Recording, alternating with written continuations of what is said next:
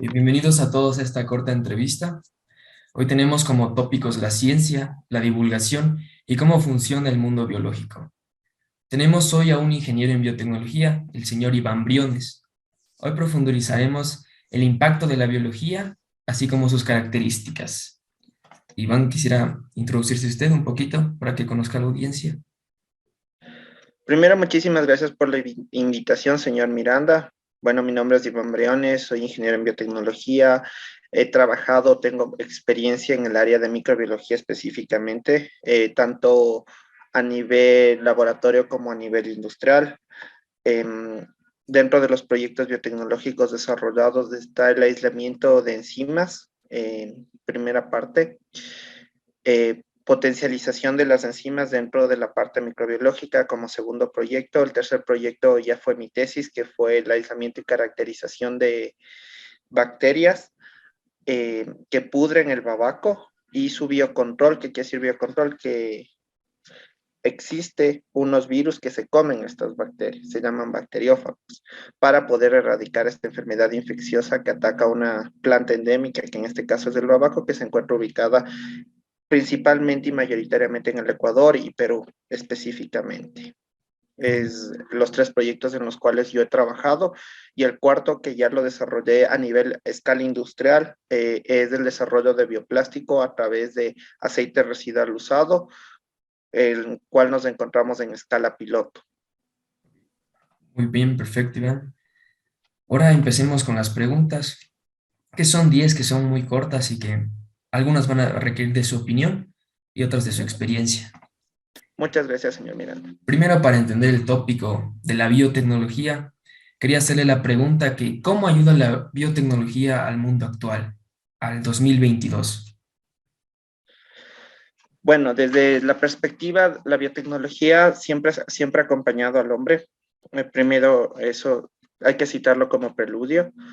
Desde el punto de vista de la fermentación de alimentos, un ejemplo clásico es el tema del pan. El pan prácticamente se ha consumido desde el 2000 antes de Cristo, obviamente antes sin levadura. Después, este pan sin levadura fue expuesto al ambiente y la levadura empezó a fermentarlo y transformarlo en el pan que conocemos.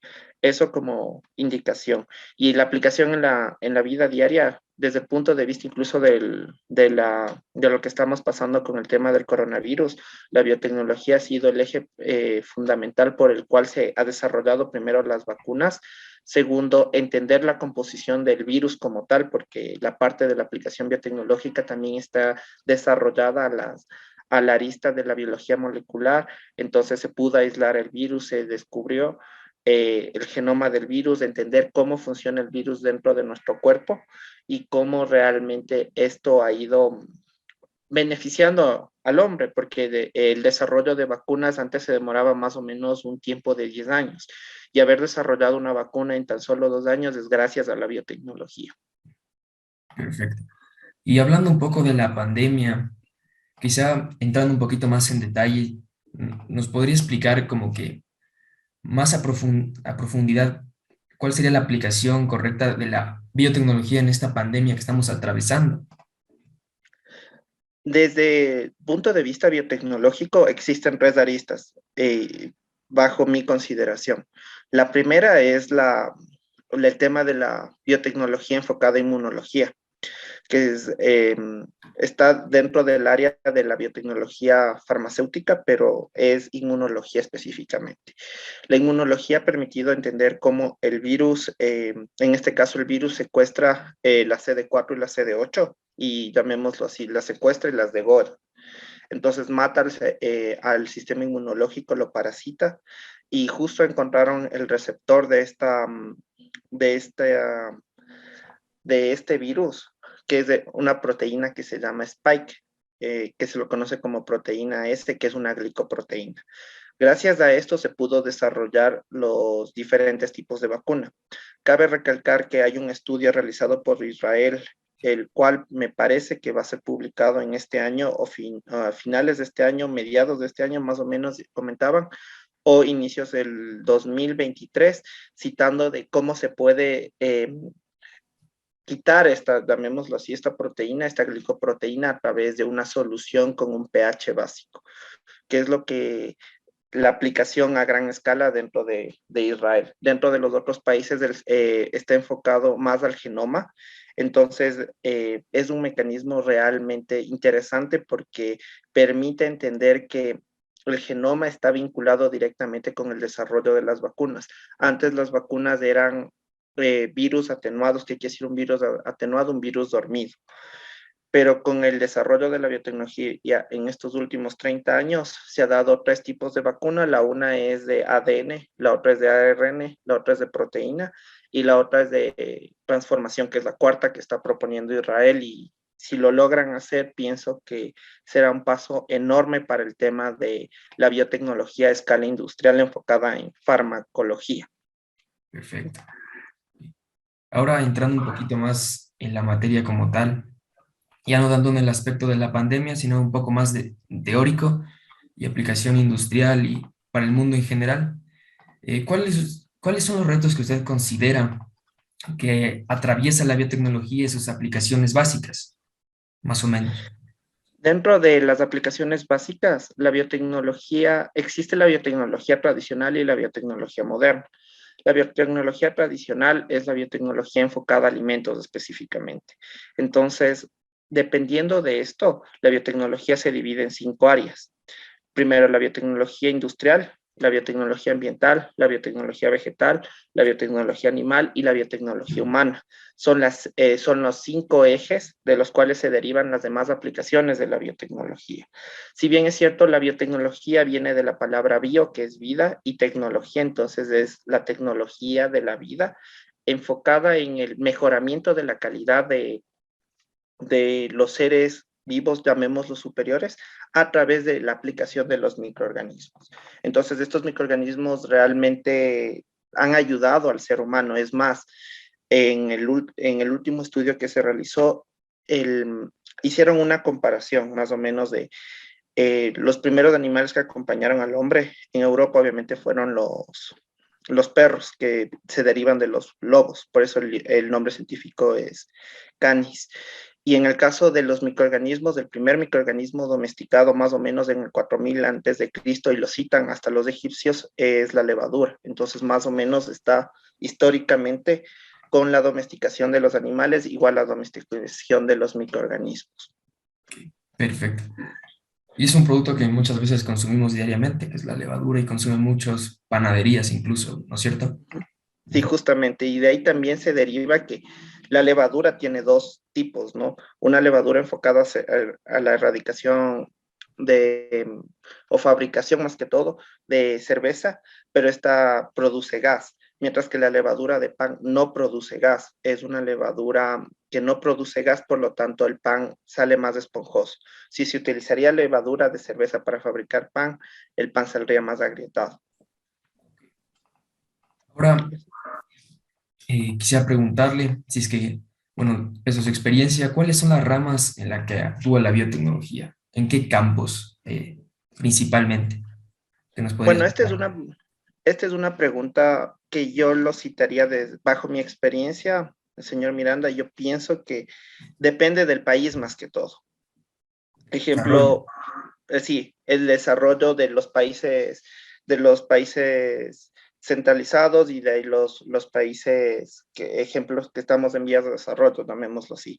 Dentro de esto, mi enfoque desde el punto de vista de Ecuador es que la biotecnología va a ser tal vez en unos 4 a 5 años, va a estar enfocada en la agroindustria. Es más, hay proyectos súper grandes relacionados al tema de la agroindustria a nivel de Ecuador, y nos estamos dando cuenta con las últimas exportaciones. De ejemplo, el día de ayer salió un reportaje que nosotros somos el principal camaronero del mundo. Entonces, obviamente, para esto ya se están tecnificando cierto tipo de piscinas camaroneras porque existe una enfermedad que daña al camarón que se llama vibrio.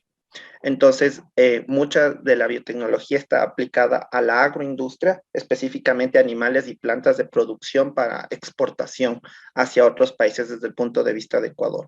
Desde el punto de vista humano, los países más grandes en desarrollo de biotecnología humana son Israel, Reino Unido en términos generales y Europa, ciertas partes de Europa, específicamente Francia, inmunología, Portugal un poco de lo que cultivo tisular también, Francia también, Estados Unidos, Japón, Corea del Sur están más enfocados en esta área. En el área industrial, toda Asia específicamente, toda Asia son bastantes importantes en el desarrollo industrial a tal punto de que ellos son los productores en macro de la biología molecular. Todo, prácticamente el 25% de suministros que se derivan a todo el mundo proviene de Corea del Sur para biología molecular, específicamente los primers, que son los que reconocen una parte específica del genoma y permiten su amplificación. Puede ser a través de diferentes organismos. Entonces,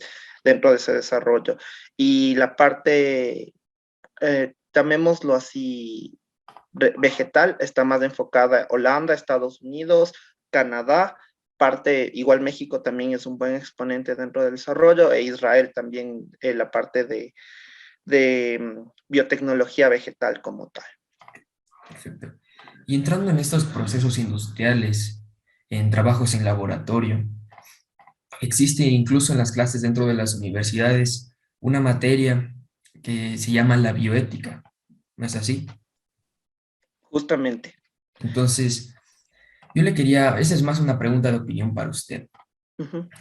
que en qué medida la bioética desempeña un papel importante en la biotecnología y a la vez, en cierto modo, es un obstáculo muchas veces para la investigación o cómo usted lo considera.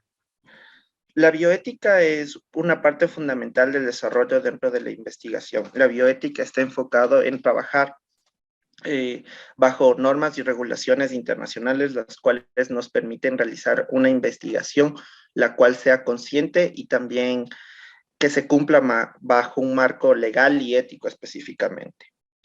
Dentro de mi perspectiva, la bioética también está enfocada a las condiciones de cada uno de los países. Un ejemplo de esto prácticamente es el tema de cultivos tisulares específicamente, a nivel de animales y de ser, o sea, de ser humano como tal.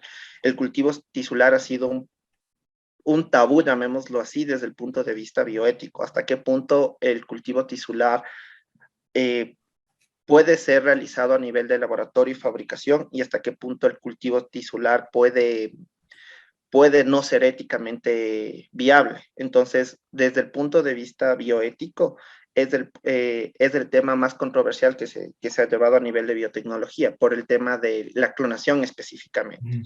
Muchas personas están de acuerdo con el tema de clonación en plantas porque se da de forma natural, pero ya en el ser humano sí existe ciertos reglamentos y normativas que Europa los estableció desde el inicio para el desarrollo del tema de bioética enfocada a clonación.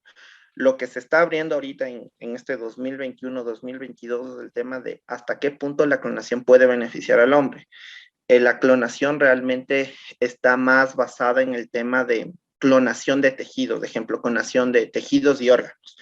Que usted obtenga una célula madre de usted para que se pueda elaborar un clon de un tejido de alguna parte afectada a través de un implante. Entonces, a diferencia de un implante que viene de otra persona, este implante es 100% compatible con usted. Y de cierta forma, la reducción de costos a nivel de la persona, porque realmente cuando una persona sufre o le hacen un trasplante, va a tomar medicamentos durante toda su vida. La afección, la parte económica, porque siempre debe estar en chequeos con los médicos, es una limitante. Entonces, desde ese punto, la bioética ha abierto y ha liberado el tema de la clonación tisular como organismo específico. Pero de ahí el tema de la parte bioética, el tema de regulación de clonación en el ser humano, es un tema que todavía sigue siendo un tabú. y realmente no se sabe hasta qué punto se va a legislar, porque en ciertos países consideran que está bien y en ciertos países obviamente que no. Esto también depende un poco del tema culto religioso. Sí, y un poco la clonación, quisiera darle la vuelta un poquito a la primera oveja que se clonó, que es la oveja Dolly. Eh, Creo que es un ejemplo significativo de lo que puede llegar a lograr la biotecnología, porque principalmente, como usted nos comentó, significa la modificación de organismos vivos para el beneficio propio del ser humano que está arriba en la cadena. Entonces, considerar a la bioética como un limitante, yo creía que no, porque cada ciencia, cada disciplina necesita su propia regulación y muchas veces tienen que ser ajenos que promuevan ese tipo de ética. Muy bien. Ahora vamos con un poco el aspecto ecológico, porque ya hemos hablado de aplicaciones prácticas y de laboratorio, pero no hemos hablado de las consecuencias que tiene eso, tanto positivas como negativas. Entonces, ¿usted considera, Iván, que la biotecnología a menudo como que sufre altercaciones ecológicos, riesgos ecológicos durante sus aplicaciones? Para esto yo puedo citar varios antecedentes históricos, ¿no? Primero, los transgénicos se han dado de forma natural a lo largo de la vida. Un mismo tema es las enfermedades virales en nuestro cuerpo. El virus es una partícula inanimada, entonces ingresa a nuestro cuerpo, se incorpora el ADN y ingresa a la célula. Entonces nosotros, dentro de nuestro genoma, se calcula que más o menos del 15 al 20%, dependiendo del continente, existe el tema de transgénicos. Entonces, de manera natural, la naturaleza ha ido evolucionando gracias a esto, porque el virus cuando introduce su parte genómica, la planta trata de desarrollar un mecanismo de defensa, yéndonos a plantas un poquito más, yéndonos al tema de animales. El tema de, el tema de lo que son los híbridos también se ha dado de forma natural. Ejemplo, las mulas, es lo más característico dentro del desarrollo. Pero regresando un poquito más a la parte de las plantas, existe, para realizar una planta transgénica, más o menos se demora 15 años la investigación, donde más o menos el promedio de costo de la investigación es de 20 a 30 millones de dólares, el cual debe cumplir con regulaciones extremadamente minuciosas a través de la FDA, porque la FDA es quien regula y registra la marca como tal. Entonces, ven la viabilidad. Dentro de los transgénicos, como les he comentado, son 15 años de investigación, entonces se ve y se tiene in vitro y después ex vitro, que se conoce ya la prueba en campo, se ve el desarrollo y realmente los transgénicos no han producido ningún cambio a nivel ecológico. Tal vez el inconveniente que pueda existir es del tema de reproducción a nivel de semillas en el tema de los transgénicos, pero las semillas transgénicas vienen sin esa capacidad, son estériles, no se pueden reproducir, entonces de cierta forma se elimina el tema de la mitigación ecológica. Cabe recalcar que es una de las condiciones más, para mi forma de ver, ya de esto es como opinión, es algo que aquí en el Ecuador se ha tomado como un tema de tabú, porque existe una regulación de la 309, el artículo 396 al 401 de la Asamblea cita que no se puede realizar investigación transgénica, pero sí hemos consumido transgénicos a lo largo del tiempo, entonces sí me parece que esa ley se debería modificar a lo largo del tiempo, porque se están dando grandes avances a nivel de transgénesis y como he citado, de forma natural existe transgénesis natural y se ha visto. Un ejemplo, yo lo puedo citar desde mi punto de tesis, es el babaco, es un híbrido a la final, de cierta forma es una cisgénesis, ¿no? Pero tiene que ver bastante con el tema de transgénicos.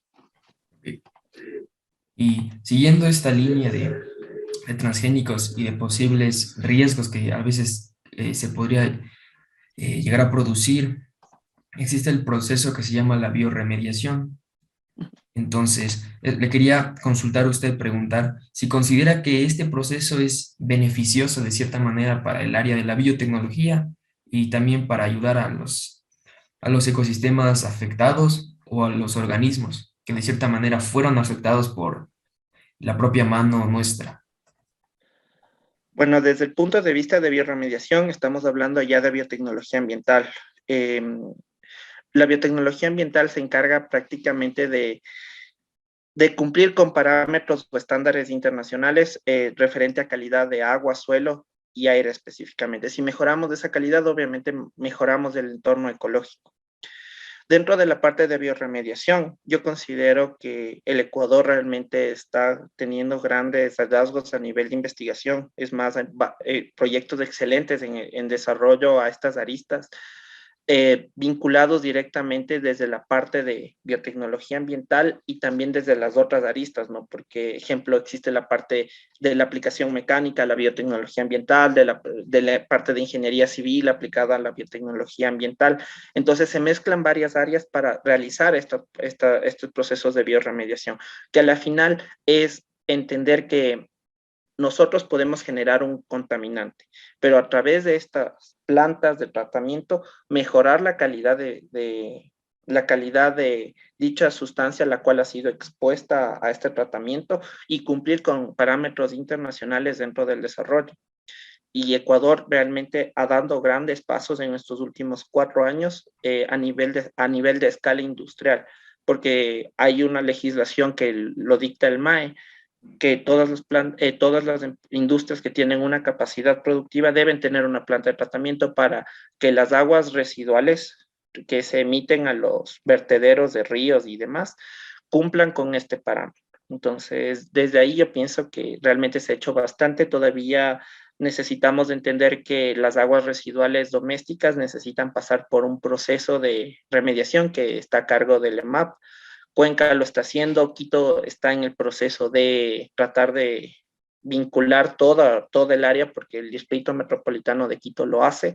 Sé que Sangolquí también tiene una pequeña planta y también Tumbaco dentro de provincia y proyectos macros. Está el proyecto de INTI, que es la recolección de plásticos y darles una segunda vida a estos plásticos a nivel de ya provincia como Manabí. Y como usted dijo, técnicamente se basa en remediar la acción humana de cierta manera y mejorar la calidad de los productos que están, los productos de, bueno, sí, de los productos que tenemos al alcance, porque a la final son productos porque el ser humano los consume de cierta manera. Ujú, Entonces, esta siguiente pregunta es un poco descolocada, pero nos mencionó usted su especialización que fue en microbiología. ujú, Y de cierta manera la pregunta que le iba a hacer, que tenía para ahorita, es relacionada, que ujú. es que si nos podría explicar un poco su especialización, en qué se basa técnicamente. Bueno, desde el punto de vista microbiología, en mi microbiología es una rama, pienso que es la rama más importante de la biotecnología desde mi punto de vista. ¿Por qué? Porque los microorganismos, obviamente como su nombre nos indica, microbiología viene de la palabra micro y biología. Micro quiere decir una medida, que es a nivel de micras, quiere decir 10 a la menos 6, y realmente es organismos que tienen máximo este tamaño, ¿no? Dentro de esto tenemos bacterias, hongos, cierto tipo de, cierto tipo de virus, pero los virus son más bien un poquito más abajo, es a la escala nano. En microbiología también se ve la parte de virología, pero ellos pertenecen a la escala nano, son mucho más chiquitos. Entonces la microbiología tiene, para mi forma de ver, es el estudio de los microorganismos y la aplicación que ellos tienen. Desde la antigüedad, como he mencionado, la microbiología ha acompañado al hombre y realmente la microbiología va a ser la que salve la, el futuro actual de la contaminación del ser humano. Ejemplo, aquí el doctor Carvajal ha aislado levaduras en el oriente para derrames de petróleo como aplicación al tema de contaminación por petróleo. Entonces, y oh sorpresa, él le denominó a la levadura Saccharomyces quitensis por la ciudad, no por Quito. Entonces, esa es una de las aplicaciones dentro del aspecto a nivel vegetal, la microbiología, al entender el tema de, existen microorganismos que ayudan a la planta a fijar mejor nitrógeno. Eso se llama micorrizas. Entonces, dentro de esta aplicación también se puede mejorar la calidad productiva de una planta desde el punto de vista vegetal. Desde el punto de vista animal y del ser humano, estamos hablando de los probióticos. Los probióticos quiere decir microorganismos que nosotros consumimos a través de un alimento, el cual ingerimos y ayudan a nuestro sistema digestivo a mejorar cierto tipo de características. Dentro de esto está el Lactobacillus GG, que es una de las aplicaciones súper importantes a nivel de animal y humana, a nivel de bioremediación, como ya les comenté, a nivel industrial, la producción de fármacos es el mayor hallazgo dentro del desarrollo, no solo por esa arista, sino también por la arista de, ejemplo, en mi caso, del desarrollo del bioplástico, lo hicimos a partir de microorganismos, entonces es una aplicación industrial enfocada a un tema ya más económico y que se conoce como bioeconomía y bioemprendimiento de cierta forma. Y dentro de la parte de la microbiología se está viendo el estudio de las enzimas. La enzimología también pienso yo que es una de las grandes aristas que se va a liberar a partir del 2027. Hay estudios que mencionan esto y los microorganismos son los principales ejecutores de dicha área. Entonces, la enzimología va a ser uno de los grandes hallazgos desde mi punto de vista como aplicación a nivel escala industrial. Y de cierta manera son grandes ayudantes de la vida y de los procesos industriales porque son catalizadores. Entonces, al catalizar, tú produces más rápido, los organismos de cierta manera se recuperan más rápido. Entonces, es una muy buena herramienta, como usted me remarca. Y ahora, para terminar con esta tanda de preguntas, eh, le quería preguntar ya desde su opinión personal, desde su corazón, ¿cree que la biotecnología ayudará a la humanidad y al planeta en un futuro próximo? ¿De qué manera cree que lo hará? ¿Revolucionará el mundo o cómo usted lo considera? Bueno, yo un poquito ya en escala ya profesional, y yo lo puedo decir ya desde el punto de vista de desarrollo de bionegocio. La biotecnología va a cambiar el mundo. Es mi perspectiva personal porque todas las industrias están enfocadas al tema de optimizar procesos. Para optimizar procesos se necesitan enzimas. Por eso le digo que hasta el 2027 más o menos todo lo que tenga que ver con alimentos, biotecnología vegetal, animales, incluso ciertas partes de fármacos en el humano, va a ser el desarrollo a gran escala a nivel industrial. Estamos diciendo que más o menos en 4 años va a haber una revolución biotecnológica a nivel enzimológico, porque como usted lo mencionaba, las enzimas son catalizadores y aceleran una reacción. ¿Qué quiere decir esto? Que una reacción que se demora tal vez 100 años, lo podemos hacer en minutos. Y es lo que pasaba incluso con los primeros procesos de insulina. La insulina se la obtenía de los cerdos, más o menos de una tonelada se obtenía 2 mililitros de insulina, y con la parte ya de biotecnología como tal, industrial, se puede obtener de microorganismos la levadura. Entonces, obviamente estos microorganismos son ya genéticamente modificados, pero aceleran el proceso y de un tanque de 100 hectolitros puedo obtener más o menos el derivado de 2.000 litros. Entonces es bastantísimo dentro del proceso de purificación y de clarificación. Otro de los hallazgos actuales es el tema del desarrollo de la vacuna, es algo súper grande, y el tema que todavía está en auge y por la parte bioética, como lo mencioné, creo que en ciertos países ya se va a empezar a liberar, pero en otros todavía hay que ver, más que todo por el alcance técnico que es la farmacogenómica, porque la farmacogenómica va enfocada primero a nuestro diagnóstico de nuestro genoma. Entonces, nuestro genoma tiene cierto tipo de genes y tienen una cantidad de expresión. Entonces, y yo le hago a usted la pregunta, señor Miranda, en este caso.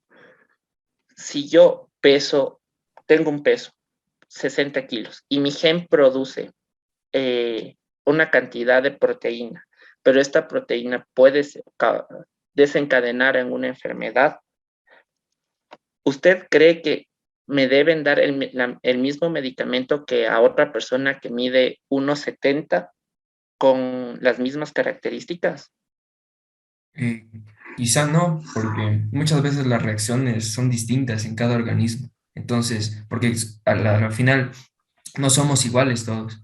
Compartimos ciertas características de comportamiento y de socialización, pero genéticamente y genómicamente somos distintos. Exactamente, entonces la farmacogenómica está enfocada en eso, en función de su genoma, generar fármacos con medidas y estándares específicos para que usted pueda ingerir esto.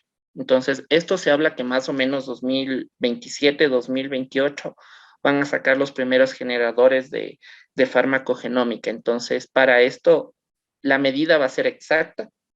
Segundo, no va a tener complicaciones dentro del desarrollo de los fármacos. Y tercero, obviamente, el tema de conocer su genoma y conocer qué afecciones tiene a nivel genética, va a ayudar muchísimo también a entender en qué me debo cuidar, incluso hasta en el tema de alimentación, en qué me debo cuidar, qué debo consumir, qué no debo consumir, a qué soy propenso. Entonces, se va a dar una caracterización específica, individualizada al ser humano. Por eso yo pienso que ya se está dando en los países. En Francia, sé que para tener hijos usted tiene que tener un perfil genético, se hacen solo de ciertas enfermedades. Entonces, son tres enfermedades específicas, es la prueba trivalente que se hace a los niños, es la fenilcetonuria, que es una característica súper, una enfermedad que se produce en niños. Entonces, que en Francia están viendo estas tres enfermedades. Si Francia lo que le dice, si usted tiene estas enfermedades, obviamente necesita tener este tipo de cuidados, de este tipo de condicionamientos para su hijo y demás. Entonces, ya hay países que están ejecutando esto y estamos hablando de la actualidad. Tal vez al Ecuador se demore en llegar yo pienso que hasta el 2029, 2030 ya de llegar los primeros perfiles al alcance de masas, ¿no? Porque Ujú. estamos hablando que hay personas que sí se han hecho el tema de la secuenciación del genoma, pero todavía es un poco costoso, porque aquí vale más o menos $1,000. Con el tiempo esto obviamente va a bajar y hasta que se pueda masificar el tema del genoma. Y es como tener una hoja de afecciones que podría tener nuestros futuros progenitores, ¿verdad? Nuestros Uh -huh. futuros hijos. Entonces, entendiendo eso, eh, también no colisiona un poco con la bioética, quizá porque al momento, o yo más creía que colisionaría al momento si de quizá modificar genéticamente nuestros propios, ¿cómo llamarlo? Al momento de modificar, por ejemplo, el esperma o el óvulo de la mujer, técnicamente eh, modifica las características o afecciones que que se van a ser transmitidos hacia ese futuro hijo o hija. ¿Usted cómo lo considera?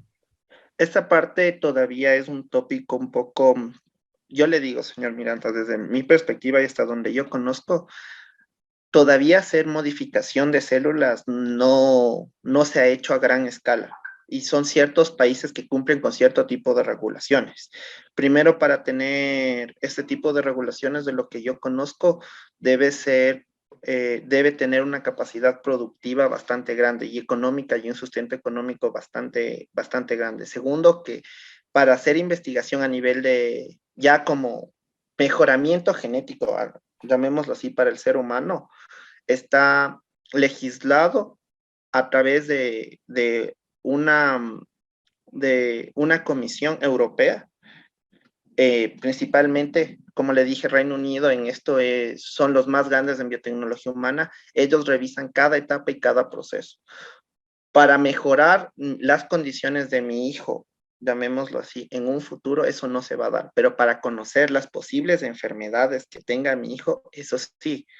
Tal vez podría ser desde el punto de vista ético, y eso es algo que se lo menciona tal vez, es el tema puede ser un tema de discriminación, llamémoslo así, por cierto tipo de enfermedades más que todo, pero realmente como se tiene ya esto instituido por enfermedades anteriores que existen y que ya ha habido una evolución desde el punto de vista de conocimiento, ética y demás, existe el derecho de confidencial laboratorio y cliente. Entonces, las personas no pueden saber a tal punto como yo puedo dar testimonio de esto. Yo hice pasantías en el laboratorio Zurita y Zurita.